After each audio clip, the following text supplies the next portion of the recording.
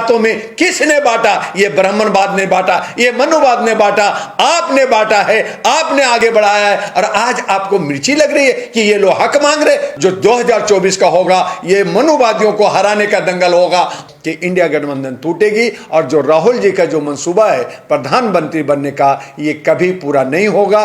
3 दिसंबर के बाद आप देखेंगे कि ये टूट गया और ख़त्म हो गया और ये बिखर गए। और इसके लिए जो बगुला भगत बने हैं वो बनी हुई है मायावती।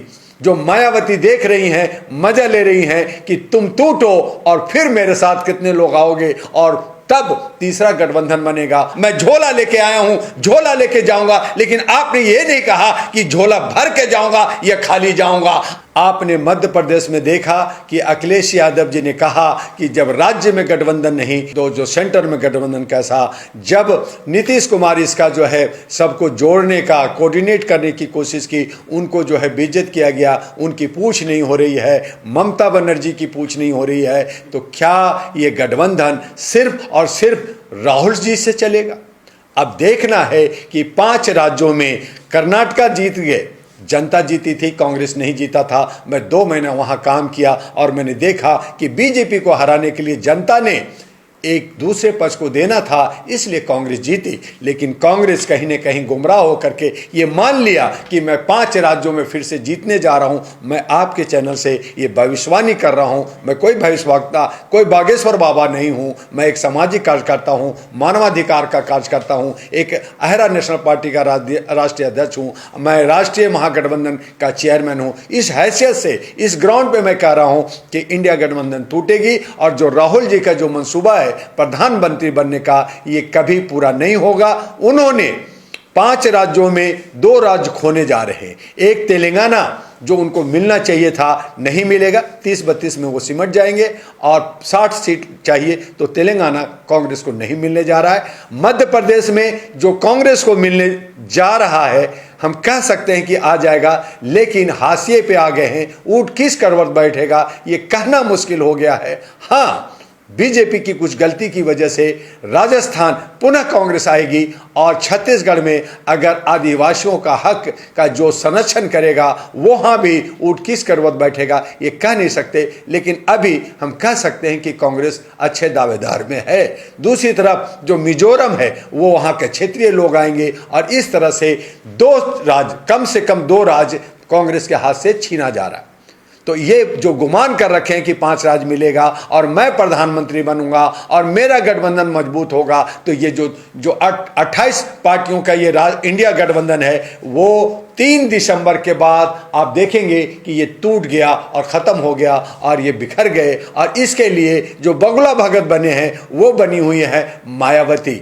जो मायावती देख रही हैं, मजा ले रही हैं कि तुम टूटो और फिर मेरे साथ कितने लोग आओगे और तब तीसरा गठबंधन बनेगा। उससे पहले पहला गठबंधन राष्ट्रीय महागठबंधन जो 222 पार्टियों का है। और इस तरह से हम लोग बीजेपी को हराने के लिए कमर कस चुके हैं। देखिए, बीजेपी की राह अभी भी आसान है, अभी भी आसान है, लेकिन पता नहीं उनके एडवाइजर लोग कौन हैं। मैं बीजेपी को हराने के लिए जनवरी से कर रहा हूं, बीजेपी हराओ। आम आदमी पार्टी कहा बीजेपी हटाओ, तो हटाने के चक्कर में वो खुद ही हट रहे हैं। उनकी खुद ही पार्टी जो है हाशिए पे आ गया है।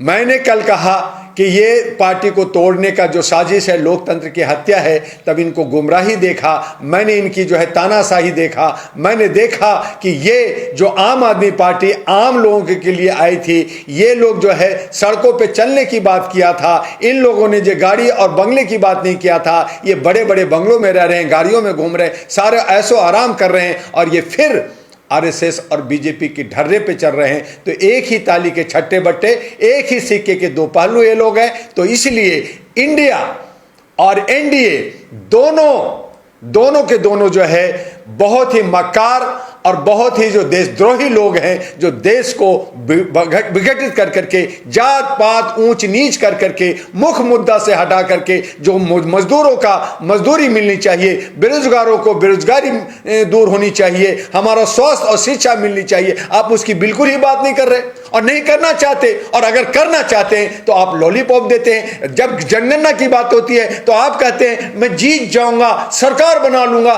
तब मैं दूंगा। अरे जहां जहां तुम्हारी राज्य है, जहां जहां तुम्हारी गठबंधन है वहां तुम जो है जनगणना करा सकते थे, क्यों नहीं करा रहे? एक मैं नीतीश कुमार को सैल्यूट करूंगा कि उसने रिस्क लेकर करके वहां जनगणना कराया। झारखंड ने कहा मैं जनगणना कराने जा रहा हूं, तो आप अपनी पार्टी में अनाउंसमेंट कर सकते थे कि मैं जनगणना कराऊं, लेकिन आप क्या कह रहे हैं? मैं जीत जाऊंगा। तो ये बीजेपी का डर रहा है। जैसे महिला बिल लाए, 23% का आरक्षण की बात की, और हमारी महिलाएं 48.84% महिलाएं हैं, आप 48% ना दे करके आप 23% दे रहे, और वो भी कह रहे इंप्लीमेंट मैं 29 में करूंगा।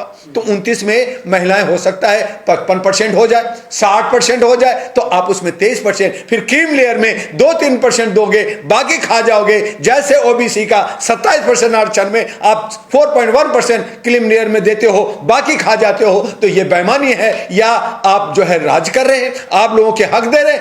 आपने ये जात में 6,737 जातों में किसने बांटा? ये ब्राह्मणवाद ने बांटा, ये मनुवाद ने बांटा, आपने बांटा है, आपने आगे बढ़ाया है। और आज आपको मिर्ची लग रही है कि ये लोग हक मांग रहे, तो आपने बनाया तो उनको हक दीजिए। हक वो सही मांग रहा, आप 85% वो हो गए हैं, आप 15% में सिमटे हो, आप ब्राह्मणवाद 2.83% में हो, और आप कहते हो कि मेरा पूरा राज होगा। तो कैसे बच्चे बड़े हो गए हैं, जवान हो गए, होशियार हो गए हैं, और ये हक मांग रहे हैं और हक लेके रहेंगे। अब नहीं दोगे तो छीनेंगे। इसलिए 2024 में बीजेपी जो आरएसएस समर्थित है, जो आम आदमी जो आरएसएस से समर्थित है, जो कांग्रेस के अंदर जो बीजेपी के ढर्रे पे चल रही है, इनको नकारेगी। और एक तीसरा विकल्प, ये चौथा विकल्प कहिए, जो भी कहना कहें, लेकिन वो सकारात्मक विकल्प होगा, जनता का होगा, नौजवानों का होगा, महिलाओं का होगा, सैनिकों का होगा, किसानों का होगा। और उसमें से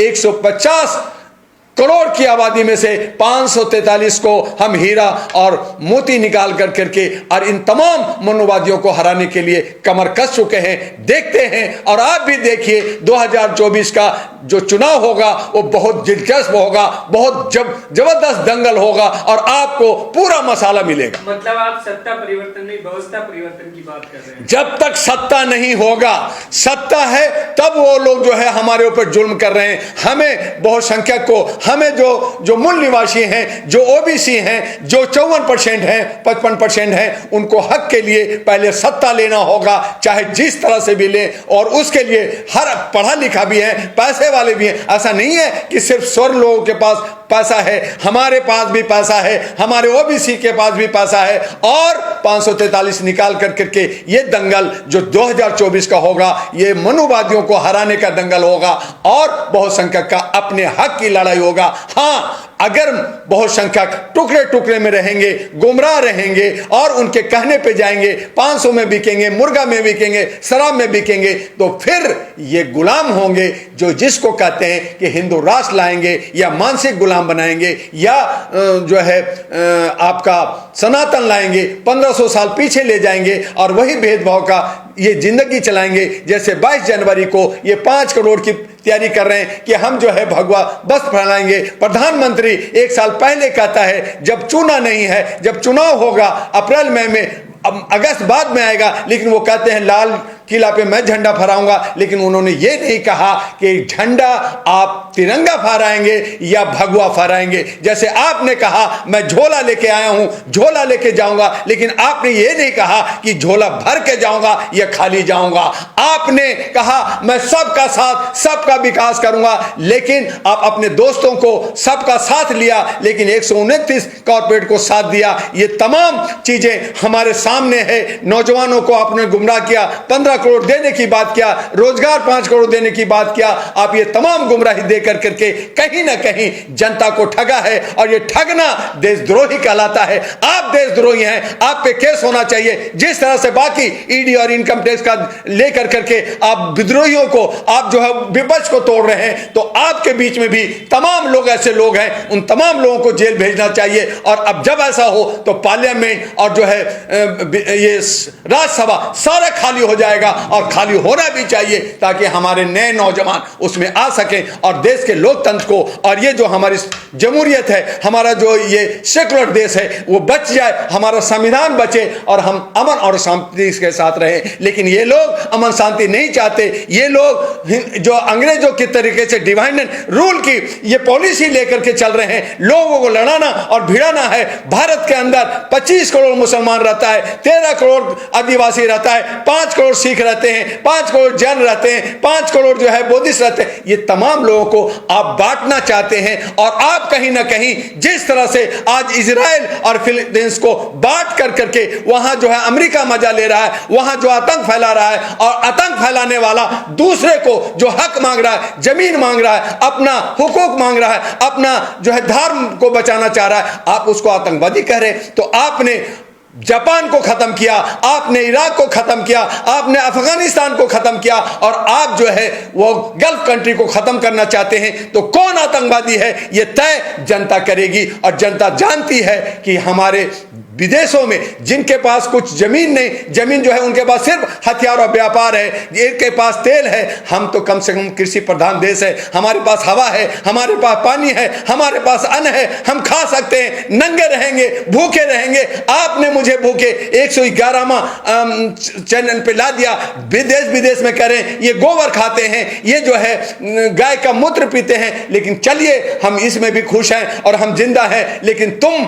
अगर तेल खत्म हो जाएगा, तुम्हारा जो है व्यवसाय अगर अस्त्र शस्त्र का खत्म हो जाएगा, बम अनुपम परमाणु बना करके अब विघटन और विनाश का रास्ता में जा रहे हो, मानवता का कत्ल कर रहे हो, तुम कहां जाओगे? तो जब कत्ल हो जाएगा, जब पूरा विश्व के मानव ही खत्म हो जाएगा, तो किस पे राज करोगे? ये सोचने वाला बात है। ये जो है एक बहस का मुद्दा है, लेकिन सभी लोग एक दूसरे को मारने, एक दूसरे को तोड़ने और एक दूसरे को बदनाम करने और नफरत की राजनीति करके सिर्फ सत्ता पाना चाहते हैं। अरे आज मुझे मरना है, मर जाऊंगा, लेकिन कल तुम्हें भी मरना होगा, ये जान लो।